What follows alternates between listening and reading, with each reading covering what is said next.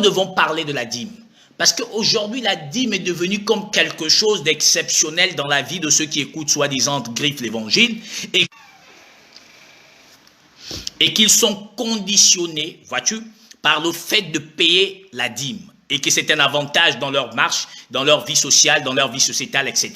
Or, en vérité, ce n'est nullement un avantage de la manière dont la dîme elle est pratiquée actuellement.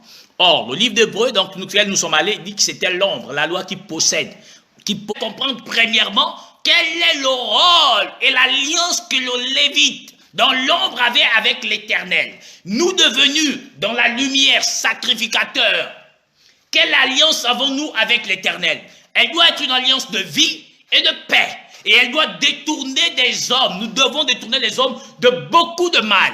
Et l'iniquité ne peut pas être sur nos lèvres. Et donc nous devons en vérité avoir la science. Où est donc cette science qui nous apporte la révélation de la dîme, la révélation des Écritures, la révélation de toute la parole? Vous ne l'avez pas, car si vous l'avez, vous direz le mystère de la dîme. Vous révélerez aux frères et aux sœurs en Christ que la dîme de l'Éternel dont il parle ne concerne pas l'Église, mais elle concerne qui?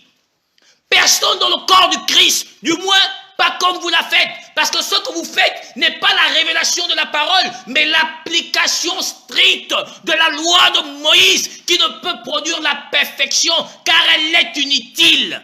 Je ne sais pas quoi de Jésus, on paye pour Jésus. Tu as payé pour avoir la grâce. Si quelqu'un veut te donner quelque chose volontairement, c'est son choix. Ce n'est pas une affaire de demander. Quand vous nous avez sorti la dernière fois Galates 6, Galates 6, 6, on a dit là-bas donner, on dit fais savoir. Ça veut dire faire savoir, veut dire donne. Ouais, il dit, tu ne recevras point de présent, car les présents aveuglent ceux qui ont les yeux ouverts et corrompent les paroles des justes. C'est-à-dire que Dieu ne réclame pas son droit de prédicateur pour ne pas faire obstacle à l'évangile. C'est ce que Paul a fait. Soyons des modèles. Il réclame l'argent parce qu'il vous dépouille.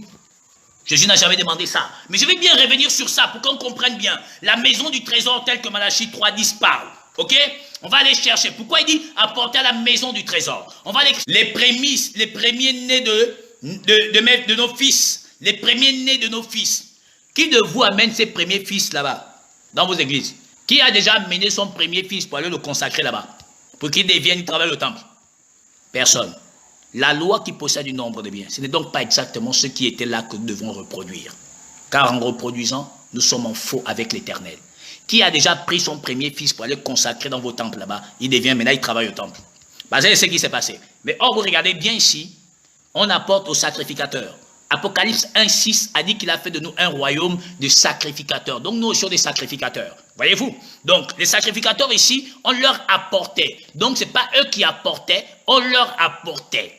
Je veux qu'on se comprenne bien. Donc Malachie 3.10 parle de quelle dîme? La dîme que les Lévites donnaient aux sacrificateurs. C'est de ça dont parle Malachie 3.10. Donc, pardon, en quoi il est question de l'église ici?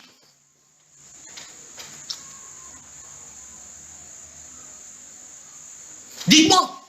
Malachie 3.10, c'est dans la maison des chambres, dans la maison des chambres du trésor. Ici, Néhémie 10.38 dit quoi? Donc, Malachie 3.10 parle de la dîme, dont les Lévites n'est donné plus aux sacrificateurs qui travaillaient dans la maison de l'Éternel. Pardon, vous êtes les Lévites, vous qui payez la dîme là. La parole dit dans Galates 3.10, maudit est quiconque n'observe pas tout ce qui est écrit dans la loi de Moïse, ne le met pas en pratique. Mais déjà,